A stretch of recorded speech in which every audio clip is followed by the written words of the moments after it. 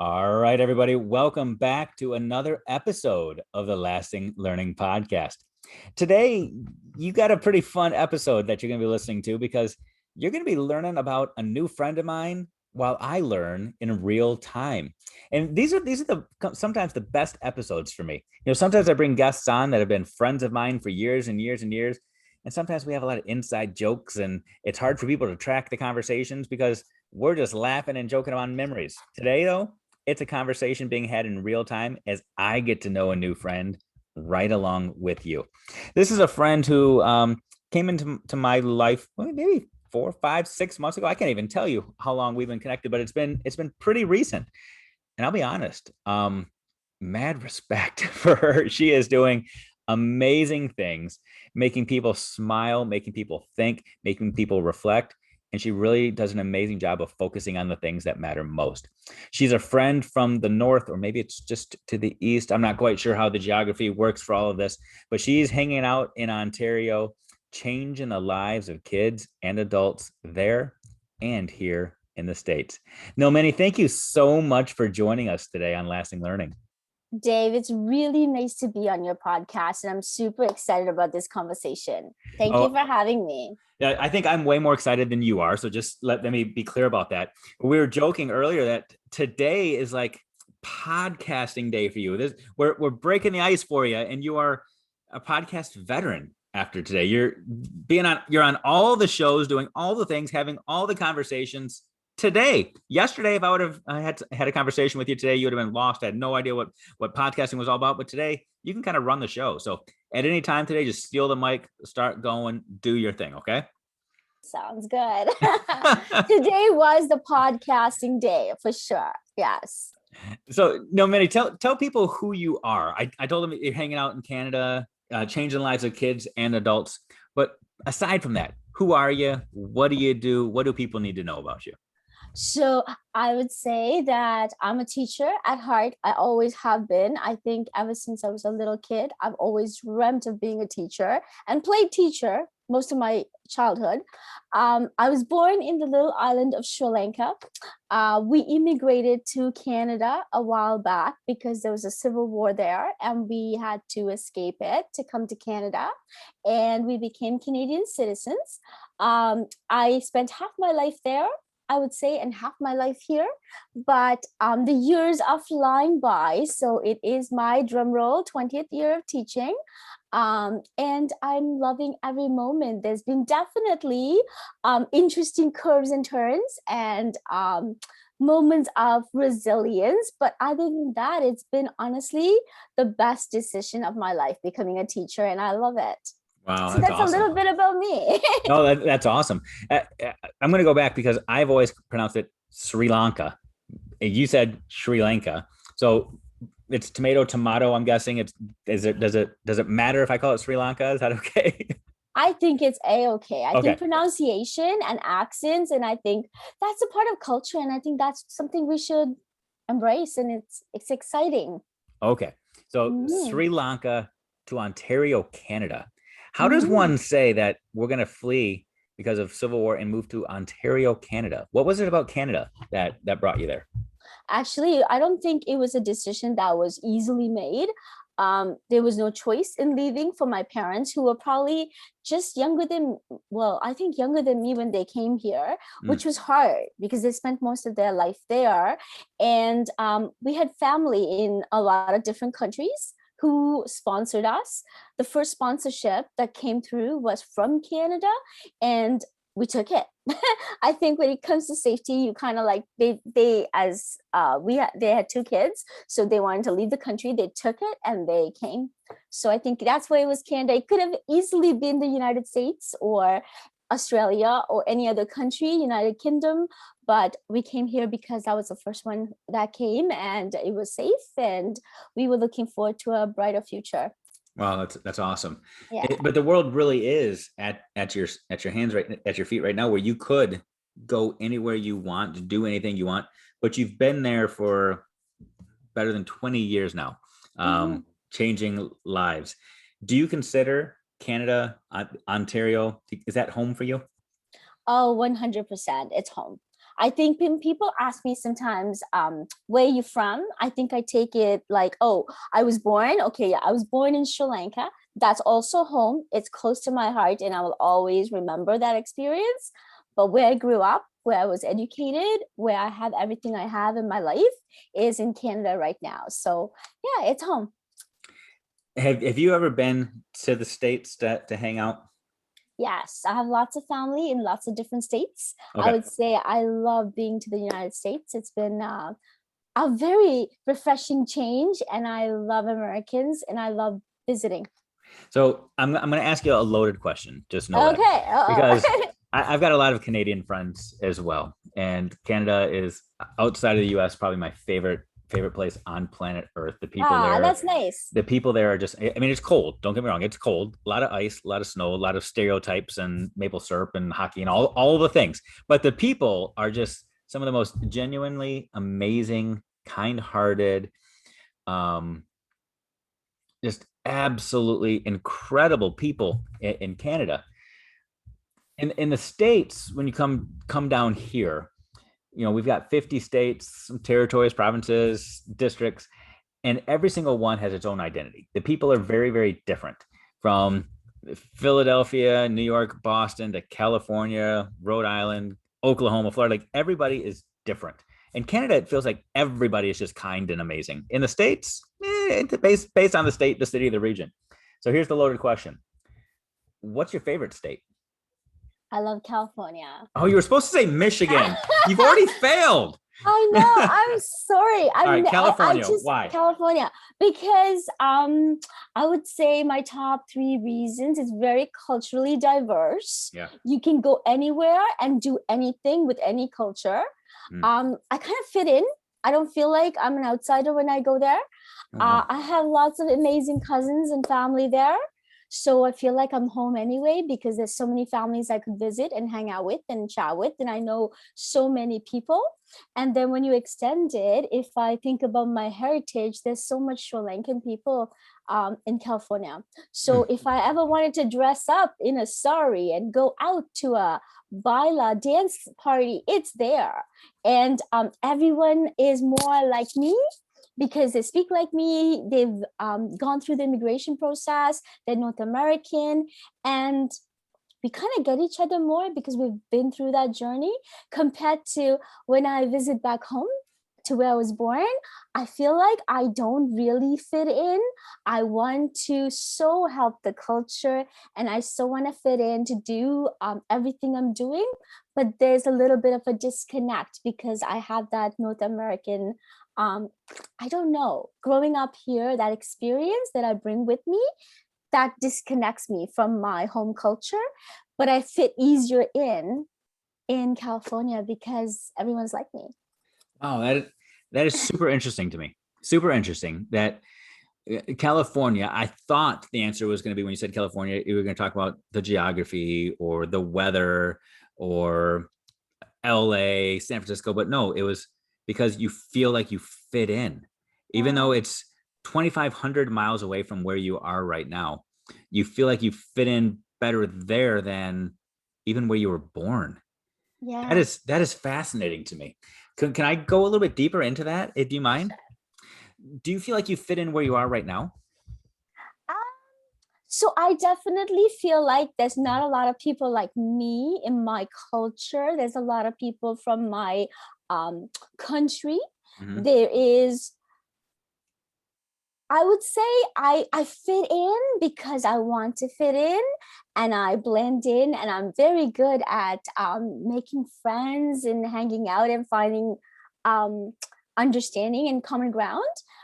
But I would say it's easier to fit in where there's people who kind of have the like-mindedness and they are Sri Lankan mixed heritage or they are from different cultures. They understand the progress that the country has made in Sri Lanka, but is now compared to I think in Brampton in Ontario right now. I find a lot of people are. So if you go back 25, 30 years, the mindset is from that era. They haven't gone back or they haven't experienced what it's like in Sri Lanka now to see that change. Mm. And it's a little bit of a holding on to the olden days, and then that culture is changed so much even back in Sri Lanka, so it's harder to connect because we are really holding on to the memory of what we left. I think that's the disconnect, but I still love everyone here. I love my Sri Lankan colleagues here. I like my colleagues who are not Sri Lankan, who are getting to know me. And I definitely have some Sri Lankan friends who I really connect with. Again, super intrigued by this. So here in the States, maybe 5-6 years ago, I moved from Michigan to Florida for a time, and then went from Florida back to Michigan. Smaller moves than what you had to experience, smaller culture shock, obviously. And here in the States, I'm in my mid 40s. I'm a white guy in my mid 40s. So it's difficult for me to say there's not a place for me to find a place to fit in here. Mhm. So I'm putting that bias on the table, but I'm going to ask a question that I think some other people might be thinking. I'm going to ask it, and I'm curious your thoughts. Some people might be saying that when you're describing your culture and the community of people that you surround yourself with, they might be asking, why are you surrounding yourself, or why are you putting yourself, not, I don't want to say a bubble, but surrounding yourself more exclusively with people who have the heritage or the cultural identity that you had when you were born, as opposed to yourself assimilating to the place that you are now? Tough question.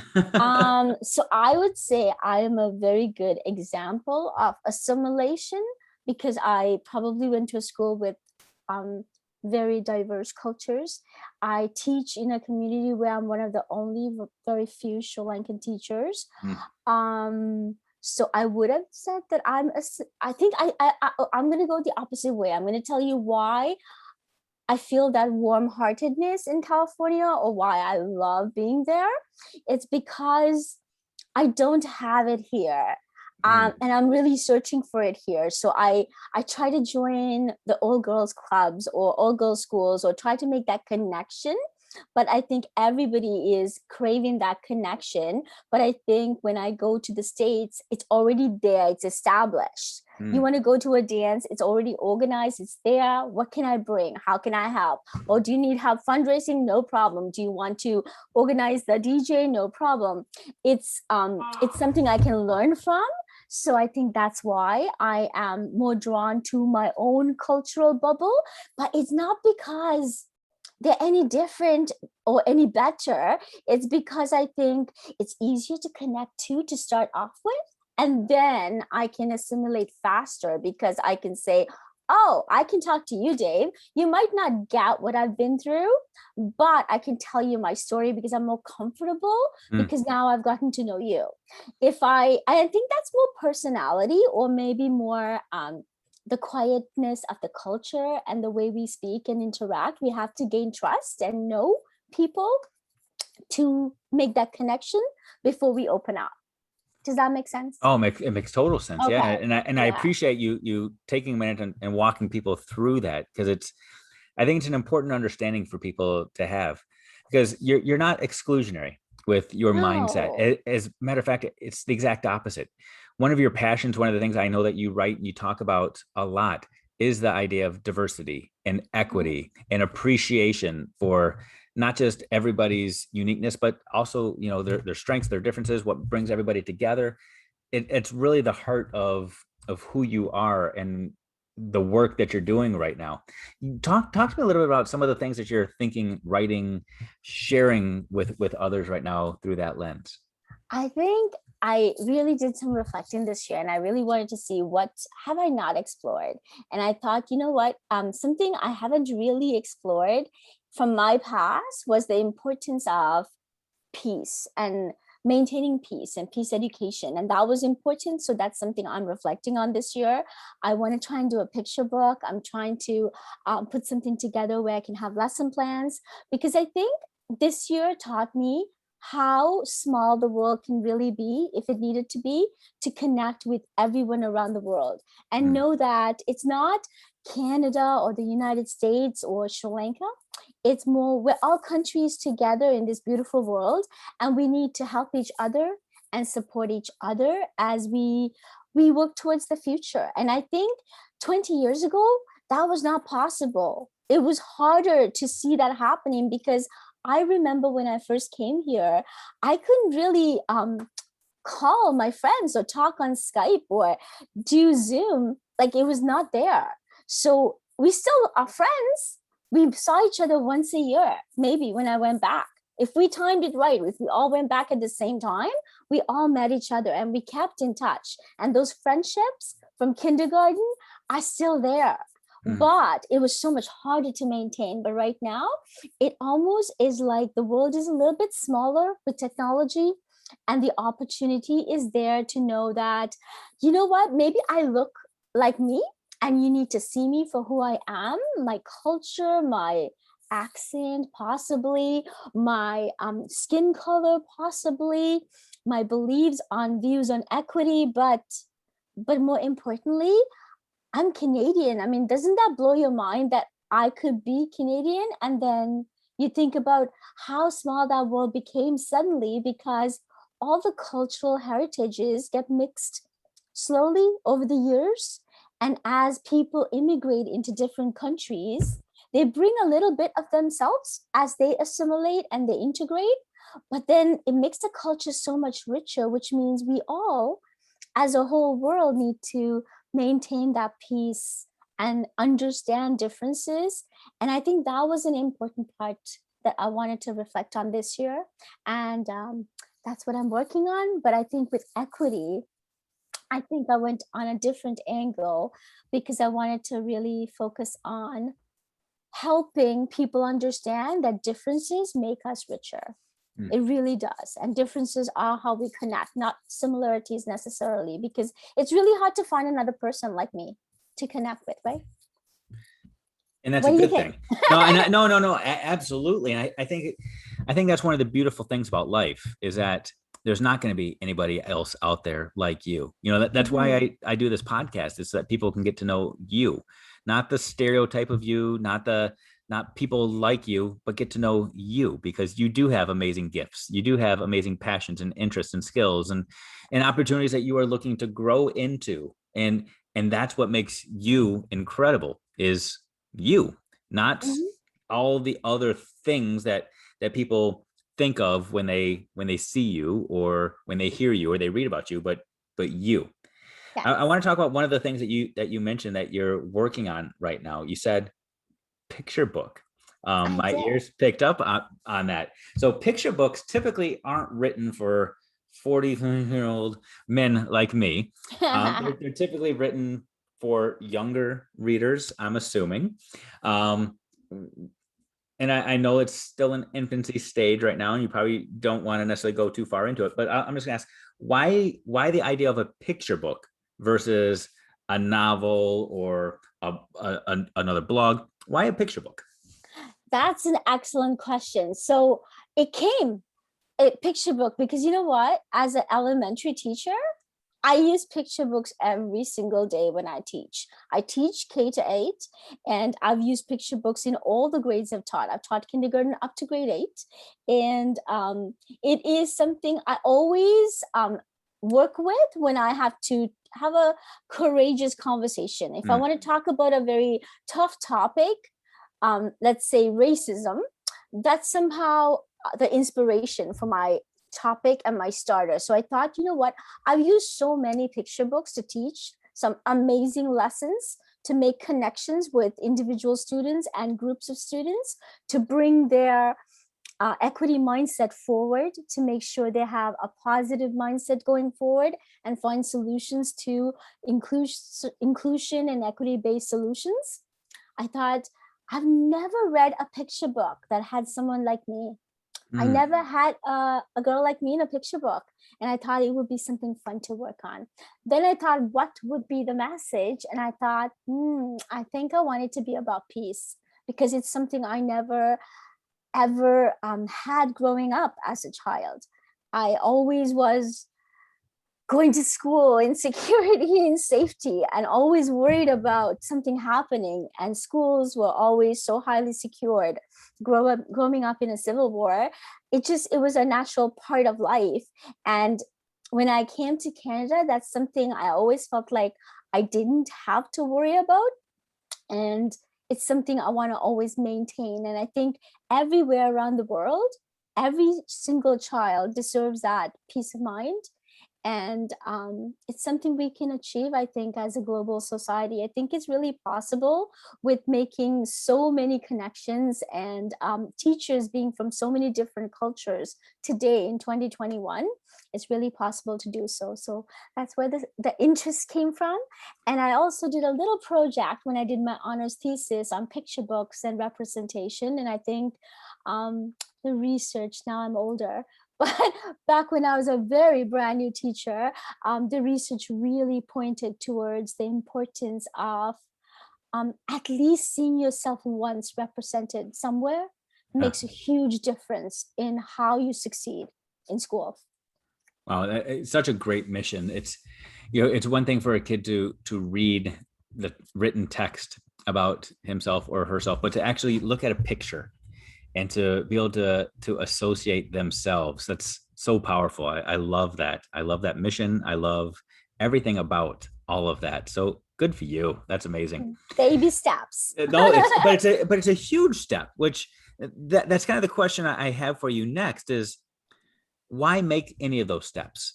You're doing a great job changing the world from where you are, hanging out in Ontario, living a peaceful life right now. You've got a good job, you're changing destinies, but now you're stepping out and you're connecting with people internationally. You're writing blogs, you are planning a picture book that will sell worldwide billions of copies, I'm sure of it. Why not just maintain your safe space where you are and say, me and my family, we're gonna live our best lives? Why the need to break down barriers, break down walls, and to continue to reach people that you haven't reached yet? So I've never thought about it that way, to be really honest. And that makes me really nervous when you say that. But my intent was just to be myself and be a little bit visible, because in my safety bubble of my amazing life that I have, and I really love my life, I made a huge impact. And after 20 years of teaching, that impact is huge. But then I thought, what else can I do to make a little bit of a bigger impact in a positive way? Learn and give back at the same time. So I think that's the mindset I came with. I didn't come to do something very different or dramatic. I just came to say, hey, I'm me. I'm here to learn. And if you like to work with me, I would love to work with you and teach you more and learn alongside you. That's what I came to do. I love it. And I think it's that authenticity that makes so many people want to just learn right alongside of you and to work with you and read your words and be a part of whatever projects you're a part of, because of that humble spirit. You're not out there to make a name or have your name up in lights. You're there to just be you and to celebrate you and to share you with the world. So good. So good. Thank you. So, okay. No, Minnie, I warned you ahead of time that on my podcast, towards the end of every podcast, I tell people to share their mic drop moment. So in a second, I'm going to be turning to you and I want you to imagine this. And I'm going to really intimidate you for a second, because I'm going to give you some numbers just so you can really wrap your head around who you're speaking to. In the next month or so, several thousand people will be listening to your words. Over the course of your career, this podcast is going to go out, and there's 7 billion people on the planet. Let's just imagine 699,999,999,000 people, 991, whatever, listen to this. There's a couple people somewhere that don't make it, aren't able to find this, but in essence, the entire world is going to be listening to your words. You're going to have the opportunity to change lives, to inspire people, or to connect them back, or to say, this is who I am. Now, Manny, I want you to imagine yourself on a stage, the world listening to you right now. Before you walk off that stage and drop the mic, what do you want them to know about you or to remember about this conversation? Wow, that No pressure, question, no pressure mind whatsoever. blowing. Okay, I think that question is wonderful. I think it's like a topic to think about. My mic drop conversation would be the importance of being you. I think we need to be genuinely us. We need to carry our stories with us, what we've experienced, what we've been through, to teach others how to grow, be resilient, and be their authentic self. And I think my mic drop comment would be just be you and be happy, be genuinely who you are and who you want to be. If you're good at something, share that gift with others. That's what you're here on earth for. There's 6 billion people.